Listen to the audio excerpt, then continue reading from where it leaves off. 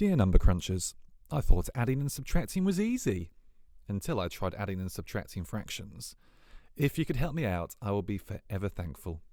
Yours truly, Erin from Birmingham. Right, this is a big one. We're going to have to split this up. So this video is part 1. Let's do a recap on something we've looked at before, 2/5 plus 1/5. And we can show this by drawing a bar. We split the bar into 5 equal pieces. Each one is a fifth. We can colour in 2/5 and then colour in 1/5. And you can see that in total, we have 3/5. 2/5 plus 1/5 is equal to 3/5. So adding and subtracting fractions is easy to do if the denominator of each fraction is the same. What if they're not? What if they're different? Let's take a look at 1/2 plus 1/4. They have different denominators. Let's show 1/2 first of all, again using a bar split into 2 equal pieces. And let's show 1/4. Take the bar again, split it into 4 equal pieces. Each piece is 1/4. Before we said that if the denominators are the same, then it's easy to add. So let's think about breaking up halves into quarters. And you can see what we've done there. Each half is equal to 2 quarters. So 1/2 can be written as 2 quarters.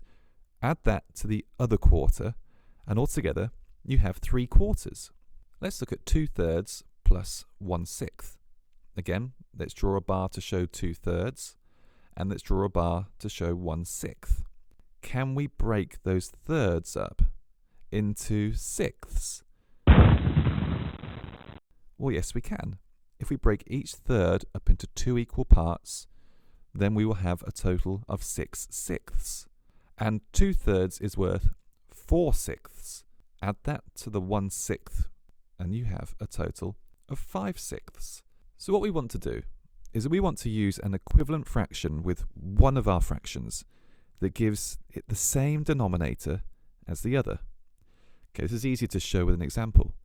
So 3/8 plus 1/4. Well, we can change the quarter into eighths.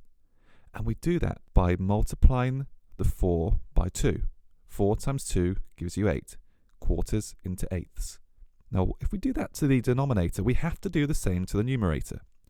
So we've got currently 1 from the 1/4.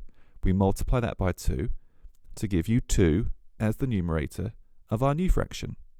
1/4 becomes 2/8. 3/8 plus 2/8 gives you 5/8. Let's look at 3/5 plus 7/20ths. And immediately I'm thinking, yeah, those fifths can be changed into 20ths. So let's write 20ths down there and think, well, I have to multiply 5 by 4 to get 20. So I need to do the same to my numerator. The numerator's 3, multiplied by 4 gives you 12. So 3/5 can be written as 12/20ths. Add that to the 7/20ths, and you have a total of 19/20ths. Now we haven't looked at subtracting fractions with different denominators, but it really is exactly the same idea, except for just one difference that we do at the end.